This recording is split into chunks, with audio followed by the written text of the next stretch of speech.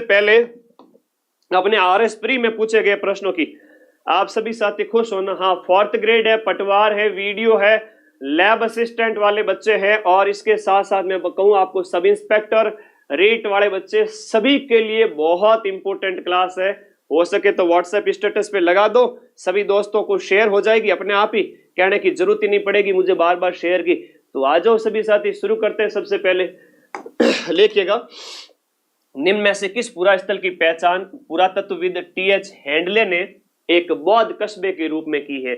कि भाई ये एक बौद्ध कस्बा हुआ करता था, ऐसा टीएच हैंडले ने कहा है। बताओ टीएच हैंडले ने किसको कहा है? ये सभ्यता हो जाती है नलियासर की सभ्यता। कौन सी है? नलियासर। और नलियासर आपके जयपुर के अंदर स्थित है। कहां पर है? नलियासर सभ्यता आपके जयपुर में। हालांकि बौद्ध के अवशेष यहाँ बौद्ध कस्बे नहीं बल्कि बौद्ध मठ वगैरह है वो बैराट से मिलते हैं। हम जिसकी बात करते हैं ना, ये बौद्ध मठ वगैरह है और मौर्य काल के अवशेष वगैरह, ये सब बैराट से मिलते हैं। लेकिन यहाँ क्या कहा जा रहा है कि एक बौद्ध कस्बा हुआ करता था, लोग यहाँ पर निवास करते थे। तो नलियासर की सभ्यता एक लोहयुगीन सभ्यता है। नलियासर की सभ्यता एक लोहयुगीन सभ्यता है जो कि आपकी जयपुर के अंदर स्थित है। कर्नल हैंडले और दयाराम साहनी इनके साथ में हुआ करते थे। आपके दयाराम साहनी दोनों ने मिलकर के यहाँ पर उत्खनन कार्य किया है। और इसके बारे में और लिखिएगा, 105 कुषाणकालीन मुद्राएं मिली है यहाँ से। 105 कुषाण, जो आज से 2000 साल पहले की जो राजवंश है, कुषाणकालीन 105 कुषाणकालीन मुद्राएं मिली है। याद रखना आप सभी साथियों को। बूढ़ा पुष्कर की बात करें तो ये अजमेर में स्थित है। बूढ़ा पुष्कर कहां पर है? अजमेर में स्थित सभ्यता स्थल हो जाता है। ये इस तरीके से ऑपरेशन करते हुए मैं आगे बढ़ूंगा। पूरी क्लास के अंदर 500 से 600 प्रश्न है। 1 घंटे के अंदर मैं 40 से 50 क्वेश्चन व्याख्या सहित कराऊंगा ना, तब जाके 12 घंटे में 500 से ज्यादा क्वेश्चन कवर होंगे, है ना। एक एक क्वेश्चन लाया हूं सामने। डिटेल में करवाना है कि टिक लगा के आगे बढ़ना है? कमेंट बॉक्स में बता दो सभी साथी। होता है कई बच्चों को चींटियां काटने लगती है, गुरुजी फटाफट करो। तो फटाफट वाले बच्चे क्लास छोड़ के जा सकते हैं, क्योंकि फटाफट तो होता भी नहीं है कभी कोई काम। फटाफट तो 2 मिनट की मैगी बनती है, उससे पेट खराब होता है ना। खिचड़ी दलिया बनाने में टाइम लगता है, राबड़ी में टाइम लगता है, लेकिन शरीर को गुणकारी होती है वो शरीर के लिए। तो डिटेल करवाना है ना, तो इसी तरह से खोल के कराऊंगा एक एक ऑप्शन को, ताकि 500-600 प्रश्न में तुम्हारे 3 से 4 हजार प्रश्न हो जाए और सिलेक्शन हो जाए सभी का। चलो धन्यवाद, आ जाओ। चलो ऐसा पहला प्रश्न आपके सामने है। चलते हैं हम दूसरे प्रश्न की ओर। लिख लीजिएगा। हाँ, ये पूरा पाषाण काल वाला ना, बूढ़ा पुष्कर की बात करें, ये पूरा पाषाण का है। तो मैं तुम लोगों से क्या है कि बात करके ही आगे बढ़ूंगा, जैसा तुम लोग चाहोगे वैसा ही होगा, ठीक है। पूरा डिटेल में करवाना है। चलो घनी चौकी बात है, तो 12 घंटे तक थकना नहीं है, ठीक है। मदन सर तो पैरों पे खड़े, तुम भी रहना बस बैठ करके, टिक कर बैठ जाना। एग्जाम हॉल में 3 घंटे बैठना पड़ेगा। मारवाड़ के शासक राव चुंडा के बारे में प्रश्न आया है। राव चुंडा के संबंध में निम्नलिखित कथनों पर विचार कीजिए और निम्नलिखित में से दिए गए विकल्प हैं। ऐसे ही प्रश्न आज के टाइम में आ रहे हैं। आरएस प्री का कठिनतम पेपर था। राव चुंडा को मंडोर दहेज में मिला था। बिल्कुल सीधी सी बात है कि ये आपको इंदा प्रतिहारों से चुंडा को ये दहेज में मिला था। ये एकदम सही बात है। राव चुंडा के बाद में रणमल राजगद्दी पर बैठा। क्या ये दोनों कथन सही है? तो ये चुंडा को जो है मंडोर दहेज में मिलता है, इसके ऊपर बात करते हैं। सबसे पहले लिखिएगा यहाँ पर जो है, इसके बाद रणमल नहीं बैठा था बेटा, कान्हा बैठा था, जो 1423-24 में, है ना। ये कान्हा हो जाएगा। इसके बाद में जो मारवाड़ के राजवंश से संबंधित हम बात करें, 1423-24 में कान्हा बैठा था। तो वंशावली वृक्ष कई बार दिया जाता है कि इसके बाद में कौन राजा बनता है, आपको बताना है। तो कान्हा बैठा था, रणमल नहीं बैठा था। ये इंदा प्रतिहारों से इसको प्राप्त होता है। 1400 देखो, चुंडा के टाइम की बात करें, 1394 से लेकर के 1423 और 1390 के आसपास, उसी 1390 के दशक में इंदा प्रतिहारों की बेटी से शादी की थी। तो इंदा प्रतिहारों ने डायजे में दिया था कि भाई ले तेरे को मंडोर देते हैं। तो वही उस समय की बात है, आप लोगों को याद रखनी है। अब चुंडा के बारे में कई बार प्रश्न आते हैं कि चुंडासर तालाब है, चांद बावड़ी है और सामंत प्रथा है। ये प्रश्न कई बार एग्जाम में पूछे जाते हैं। जोधपुर के अंदर ये आपका चुंडासर तालाब बनवाया था। चुंडा ने क्या बनवाया था? चुंडासर तालाब बनाया था। और इसके साथ साथ सामंत प्रथा, मारवाड़ में सामंत प्रथा की शुरुआत किसने की थी? मारवाड़ में सामंत प्रथा का जनक कौन है? मारवाड़ में सामंत प्रथा की शुरुआत सबसे पहले इसी ने की थी। चुंडासर तालाब बनाया था। और एक प्रश्न आता है कि चांद बावड़ी, अब कई बार बच्चे कंफ्यूज हो जाते हैं कि सर चांद बावड़ी तो आबानेरी दौसा में, मुझे भी पता है आबानेरी दौसा में, लेकिन एक चांद बावड़ी तुम्हारे जोधपुर में है, वो अगर तुम ध्यान नहीं दोगे तो क्वेश्चन गलत हो जाएगा। तो चांद बावड़ी जो जोधपुर वाली है ना, ये आपके चुंडा के समय में ही बनी थी, आप लोगों को याद रखना है, मोस्ट इंपोर्टेंट। राव जैतसिरो छंद, ये एक ग्रंथ है जो कि आपके बीकानेर के शासक जैतसिंह ने निम्न में से किसको हराया था? राव जैतसिरो छंद के अनुसार। तो राव जैतसिरो जो छंद है उसमें बिट्टू सुजा कहते हैं कि कामरान को हराया था। किसको हराया था?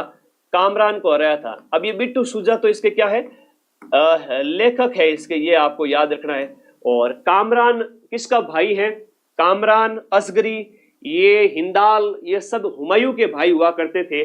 तो ये दोनों क्या थे? भाई थे। तो कामरान के साथ में क्या हो गई थी? लड़ाई हो गई थी। और बीकानेर के शासक हुआ करते थे जैतसिंह, इनके साथ में लड़ाई हुई थी। तो यहां पर ये आप लोगों को ये याद रखना है कि कामरान को हराया था। भटनेर किले पर आक्रमण किया था। ठीक है, इसने किस किले पर आक्रमण किया था? भटनेर पर आक्रमण किया था। अब कई बार नए नए प्रकार के प्रश्न पूछ लेती है आरपीएससी रजनीश बोर्ड। राव जयसिंह छंद बिट्टू सुजा ने लिखा, ये तो सबको पता है। अब ये पूछेंगे इसके अंदर छंद कितने हैं? तो राव जयसिंह जो छंद है इसके अंदर 401 छंद है। कितने हैं? 401 छंद है। इस लेवल का नॉलेज अगर है तो ही मामला सही है, वरना मामला गड़बड़ है। आगे आ जाओ। निम्नलिखित में से ओजियाना के उत्खनन में कौन शामिल थे? ओजियाना जो संस्कृति है उसकी हम बात करें, नवीन जिलों के अनुसार आप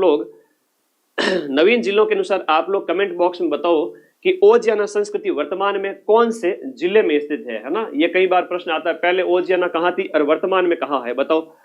हम इसकी बात करते हैं। हाँ जी। तो इसके उत्खनन में कौन कौन शामिल थे? RC Agarwal, B R Meena, Alok Tripathi. Oceania संस्कृति वर्तमान 41 जिलों के हिसाब से नवीनतम अपडेटेड क्लास है भाई। आप लोगों को हाँ कमेंट बॉक्स में बताते रहो, मैं आप लोगों के कमेंट भी साथ साथ देख रहा हूं। ओजियाना आपके कहां पर? देखो इसके अंदर आरसी अग्रवाल का योगदान नहीं है, बीआर मीणा और आलोक त्रिपाठी, यानी बी और सी ऑप्शन सही है। बी और सी ऑप्शन सही है। अब इनके द्वारा जो है वो आपका उत्खनन कार्य कब किया गया था? सन 2000 है ना? कब किया गया था? सन 2000 ईस्वी में किया गया। और ये ताम्र पाषाण युगीन है ना? ताम्र पाषाण युगीन आपका सभ्यता स्थल हो जाता है।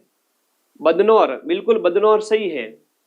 ओजियाना है आपका कहाँ है? बदनौर है। और बदनौर वर्तमान में ब्यावर जिले में, तो ये भीलवाड़ा मत कर देना।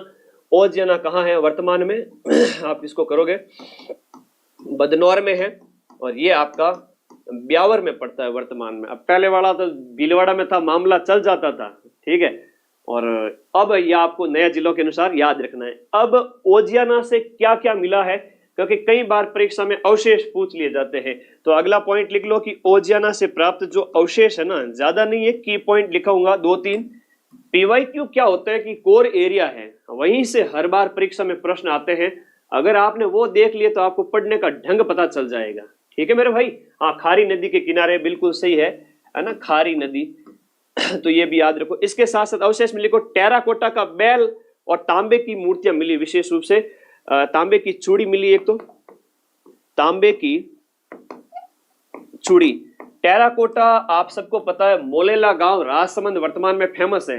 लेकिन टेराकोटा होता है मिट्टी की मूर्तियां। तो टेराकोटा की मूर्तियां कहां से मिली राजस्थान में, यह प्रश्न एग्जाम में आता है। तो आप लिखोगे टेराकोटा की मूर्तियां, और वो भी गाय बैल वगैरह इन सभी की। तो मिट्टी की मूर्तियां मिली है, तांबे की चूड़ी मिली है। 2000 में बीआर मीणा, आलोक त्रिपाठी, इनके द्वारा उत्खनन किया गया। चल मेरी डोल की डमाक डम। आगे देखो अगला प्रश्न, बिजोलिया किसान आंदोलन। बिजोलिया किसान आंदोलन के संबंध में नीचे दिए गए कथनों पर आपको विचार करना है, और एग्जाम में बिजोलिया हमेशा पूछा जाता है। हाँ जी। बिजोलिया देखो क्वेश्चंस मेरे पास इतने हैं कि 12 घंटे में मैं इनको खोल के कराऊंगा आराम से। तो एक एक क्वेश्चन समझ में आएगा, एग्जाम में क्वेश्चन तुम्हारे गलत होंगे ही नहीं आगे, ठीक है। ये तो ध्यान रखना ही तुम लोगों को, जल्दबाजी नहीं करेंगे। बिजोलिया किसान आंदोलन के संबंध में दिए गए कथनों पर आपको विचार करना है कि बिजोलिया किसान आंदोलन संबंधी जानकारी देने हैं तो विजय सिंह पथिक है वो गांधी जी से मिलने वर्धा गए थे, ये कथन यहां पर क्या है, गलत है। प्रयाग के अभ्युदय और कलकत्ता के भारत मित्र समाचार पत्रों ने बिजोलिया किसान आंदोलन संबंधी समाचार पत्रों का नियमित रूप से प्रकाशन किया था, ये बिल्कुल सही है। और बार बार परीक्षा में प्रश्न आ रहा है कि बताइए बिजोलिया किसान आंदोलन की खबरों को कौन कौन से न्यूज़पेपर ने प्रकाशित किया था, ये केवल बी कथन यहां पर सही है, आरएस प्री में आया था, बी कथन यहां पर सही है। बिजोलिया के 3 चरण है भाई, 1897 से लेकर के और ये 1941 तक देश का सबसे बड़ा जो किसान आंदोलन है ये यही हुआ करता था। जहां पर हम बात करते हैं 1903 का जो चौरी कर है ना, 1903 का चौरी कर है, फिर 1906 का वो तलवार बंदाई कर लगाया गया था, ठीक है। ये बड़े अच्छे प्रश्न है, परीक्षा में पूछे जाते हैं। चौरी कर है तो ये कृष्ण सिंह के द्वारा लगाया गया था, कई बार प्रश्न आ जाते हैं, बताओ ये चौरी कर किसके द्वारा, चौरी तो भगवान श्री कृष्ण की, ऐसे याद करो, तो कृष्ण सिंह ने लगाया था। जनता बड़ी नाराज हो गई थी कि आप